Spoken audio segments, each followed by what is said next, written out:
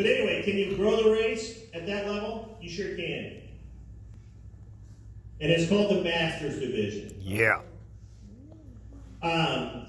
This division, we're going to start out next year with 6 cars. It's a car where the kids get in, and they actually lay in the car with their feet in front of them. This allows the kids to be in the race. The age, they say the official age is from up to 20 years of age. And it accommodates a heavier driver. Right now, the kids, at 150 pounds, that's the most they can weigh for a super stock.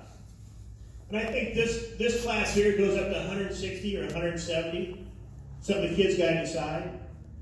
But the car's a little sleeker. It's a little faster.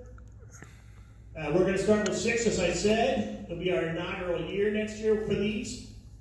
And so that's how we grow the race and make it even bigger and accommodate more kids. So there we go. That's how we do it now. Other than that, that's all I got. Unless anyone has any comments they want to share, you're welcome to. Other than that, we just want to celebrate all these winners and see you guys all next year. And I think next year the race is